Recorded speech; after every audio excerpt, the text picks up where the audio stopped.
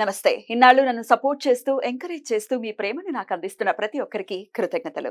అలాగే ఈ వీడియో కూడా ఖచ్చితంగా మీకు ఉపయోగపడుతుంది. లైక్, షేర్ అండ్ సబ్స్క్రైబ్ చేసి మీ సపోర్ట్‌ని నాకు అందించండి. అలాగే ఈ వీడియో పట్ల మీకున్న అభిప్రాయాన్ని కామెంట్ సెక్షన్‌లో కామెంట్ చేసి తెలియజేయండి. ఇప్పుడు వీడియోని చూద్దాం. ఓం శ్రీ గణేశాయ నమః. ఓం శ్రీ విష్ణురూపాయ నమః శివాయ. నమస్కారమండి. 2024 జూన్ మాసంలో ద్వాదశ రాశుల వాళ్ళకి ఈ మాసమంతా ఎలా ఉందో తెలుసుకుందాం. దానికన్నా ముందు ఎవరైతే ఈ వీడియోని చూస్తున్నారో లైక్ చేయండి, షేర్ చేయండి, సబ్స్క్రైబ్ చేసుకోండి. మరియు ఈ ఒక మాసంలో గ్రహ సంచారం ఎలా ఉందో తెలుసుకుందాం. ఈ ఒక మాసంలో రాహు మీనరాశిలో సంచారం, కేతు కన్యా రాశిలో సంచారం, శని కుంభరాశిలో సంచారం. అయితే ఈ ఒక శని భగవానుడు ఈ మాసం 30వ తేదీ నుంచి వక్రించి సంచారాన్ని ప్రారంభం చేయబోతున్నారు. గురువు వృషభంలో సంచారం. ఈ మాసంతో గురు మనకి ఉదయిస్తున్నాడు, అంటే మౌఢ్యమి నుంచి బయటకి వస్తున్నాడు. సూర్యుడు జూన్ 15వ తేదీ వరకు వృషభంలో సంచారం, తదుపరి మిథున రాశిలో సంచారం. కుజుడు ఈ మాసమంతా కూడా మేషరాశిలో సంచారం. శుక్రుడు వృషభ మిథున రాశిలో సంచారం. బుధుడు మిథున కర్కాటక రాశిలలో సంచారం. ఇక్కడ శుక్ర మౌఢ్యమి అనేది ఇంకా కొనసాగుతుంది. జూలై 11వ తేదీ వరకు కూడా శుక్ర మౌఢ్యం అనేది ఉంటుంది. అయితే గురు మాత్రం ఉదయిస్తున్నాడు. ఇక్కడ ముఖ్యంగా ప్రేక్షకులకు ఒక సందేశాన్ని ఇవ్వాలనుకుంటున్నానండి. చాలా మందికి ఇప్పుడు గురుబలం వచ్చేసింది, బాగా అవుతుంది అని చెప్తున్నారు. బట్ మాకేమీ మంచి జరగట్లేదు అని కొంతమంది కామెంట్స్ పెట్టడం చూస్తున్నాము. అయితే ఇక్కడ మెయిన్ అండి, అష్టక వర్గ బిందువులు ఇంపార్టెంట్, మరియు దశాభుక్తి కూడా ఇంపార్టెంట్ అండి. ఇప్పుడు మేషరాశి వాళ్ళకి గురుబలం వచ్చింది, అంటే ద్వితీయ స్థానంలో గురువు గారి సంచారం జరుగుతున్నది. మీ జన్మ జాతకంలో వృషభ రాశికి గురువు గారు ఎన్ని బిందువులు ఇచ్చారు? మీరు పుట్టినప్పుడు ఒక్కొక్క గ్రహము ఒక్కొక్క రాశులలో పాయింట్స్ ఇచ్చుకుంటూ వస్తుంది తన ఒక స్ట్రెంగ్త్‌తో. ఆ పాయింట్స్‌ని మనం అష్టక వర్గం బిందువులోనే అంటాం.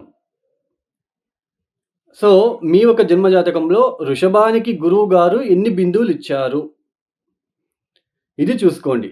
0, 1, 2, 3 ఇట్లా ఇచ్చి ఉంటే కాస్త ఇబ్బంది పెట్టే రకంగా ఉంటుంది. అంటే గురుబలం ఉన్నప్పటికీ అది పెద్దగా యోగించదు. అయితే 3 కన్నా ఎక్కువగా ఉంటే ఆ ఒక గ్రహం అనేది స్ట్రెంగ్త్ అనేది బాగా బలం అనేది ఉంటుందని అర్థం. అదే సేమ్ ప్రొసీజర్‌నే ఏళ్నాటి శనికి కూడా అప్లై చేసుకోండి. కొంతమంది ఏళ్నాటి శని ఇబ్బంది పెట్టదు. ఇబ్బంది పెట్టినా బయటపడుతూ ఉంటారు. కొంతమందికి చాలా డిప్రెషన్‌కి వెళ్ళిపోతారు. ఏళ్నాటి శని టైంలో చాలా మానసిక పరమైన డిప్రెషన్స్, అపవాదాలు ఎక్కువగా వస్తాయి. శని జన్మరాశిలో వచ్చినప్పుడు ఆ రాశిలో ఎన్ని ఇచ్చాడు బిందువులు అని చూసుకోండి. 0, 1, 2, 1, 2 ఇచ్చి ఉంటే చాలా డేంజర్. చాలా డిప్రెషన్‌లోకి తీసుకెళ్తాడు. మరియు మీ యొక్క దశాభుక్తి కూడా చాలా ఇంపార్టెంట్ అండి. దశా పీరియడు ప్రతి ఒక్కరికి చాలా ఇంపార్టెంటు. ఏ దశ జరుగుతుంది? భుక్తి ఏంటి?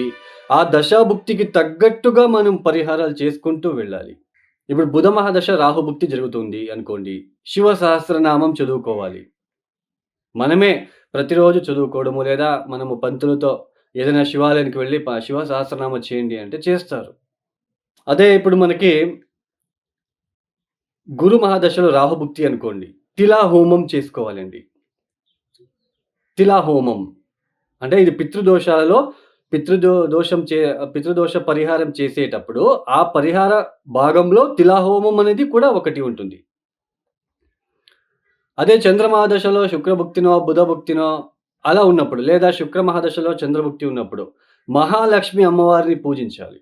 ఇలా దశాభుక్తిలో వచ్చినప్పుడు మనము వాటికి తగ్గట్టుగా ఆ దశాభుక్తి రాకున్న ముందే పరిహారాలు చేసుకోవాలి.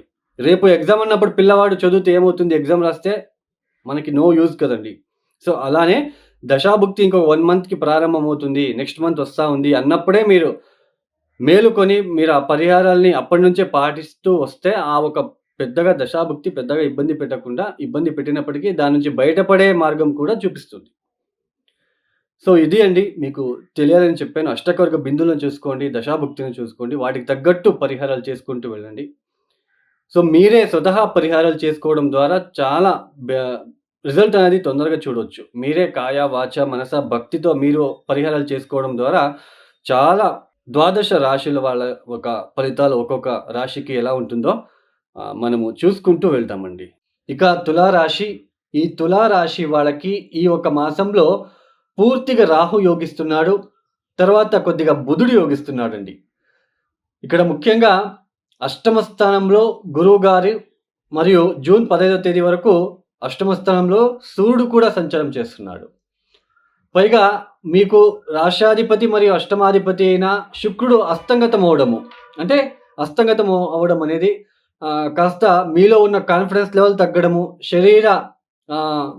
శారీరానికి సంబంధించిన విషయంలో అంటే హెల్త్‌కి సంబంధించిన విషయంలో ఇబ్బందులు ఎదుర్కోవాల్సిన ఒక ప్రమేయం ఏర్పడుతూ ఉంటుంది. భార్యాభర్తల మధ్య చిన్నపాటి ఇబ్బందులు రావడం లాంటిది, మీ భార్య లేదా మీ భర్త మీ పైన కొద్దిగా కాస్త కోపంతో కూడిన స్వభావంతో చూపించుకోవడము. అంటే కోపం ఎక్కువ మీ మీద కోపాన్ని ప్రయోగించడము. సో, ఇటువంటివన్నీ మీ మీద తరచు కోప్పడడం లాంటిది కనిపిస్తూ ఉంటుంది. అయితే 6వ స్థానంలో ఉంటున్న రాహు వలన ఏంటి ఉపయోగం అని అనుకున్నట్లు గనకైతే, మనకి ఎన్ని ఆరోగ్యపరమైన ఇబ్బందులు వచ్చినప్పటికీ వాటి నుంచి బయటపడుతూ ఉండడానికి అవకాశాలైతే వస్తూ ఉంటాయండి.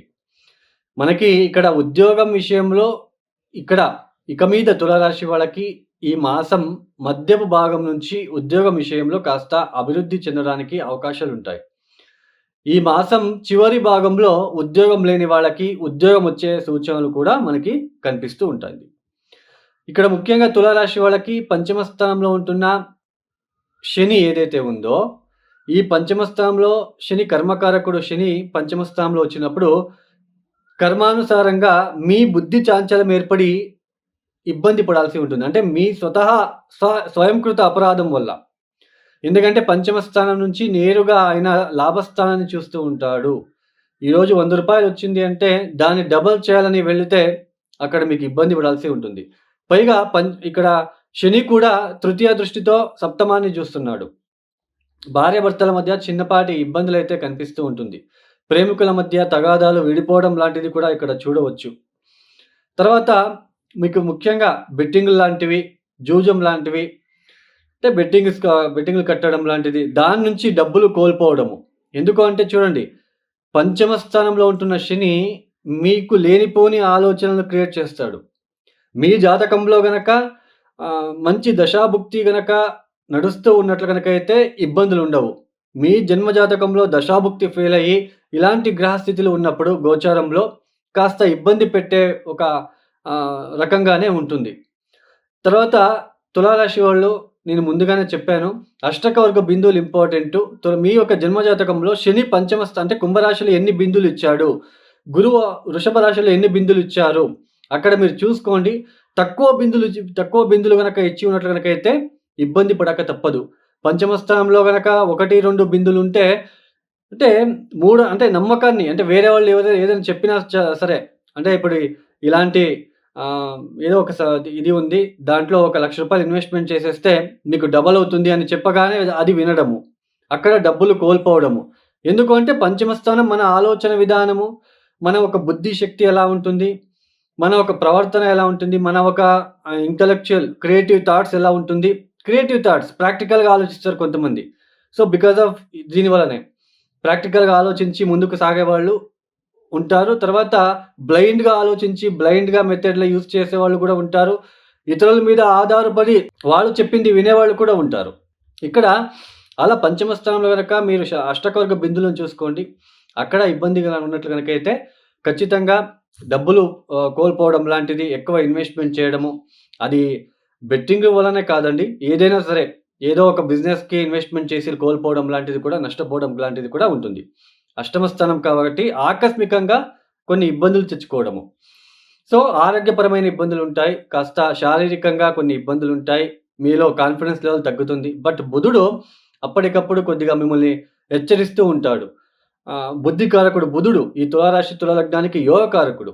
అప్పుడప్పుడు మిమ్మల్ని హెచ్చరించడము, మేలుకో మిత్రమా అన్నట్టుగా మిమ్మల్ని మీరు అలర్ట్‌గా ఉండడానికి ఇక్కడ బుధుడు మీకు ఈసారి అంటే ఈ మాసంలో ఉపయోగపడతాడని చెప్పుకోవచ్చు.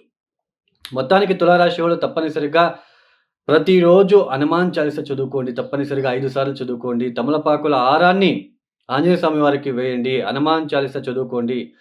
ప్రతిరోజు శివ సహస్రనామము, శివుడికి అయినంత వరకు పసుపు నీళ్ళతో అభిషేకాలు చేయించుకోవడానికి ప్రయత్నం చేయండి. నవధాన్యాలని 27 రోజులలో గుప్పెడు గుప్పెడు నానబెట్టేసి ఆవులకి తినిపించండి. ఓకేనా? చానా పాజిటివ్‌గా ఉంటుంది. అంటే పీస్ దొరుకుతుంది. ఆలోచన శక్తి పెరుగుతుంది ఇలా చేసుకున్నట్లయితే. ఈ యొక్క వీడియో మీకు నచ్చితే లైక్ చేయండి, షేర్ చేయండి, సబ్స్క్రైబ్ చేసుకోండి. సర్వే జనో సుఖినో భవంతు. ధన్యవాదములు.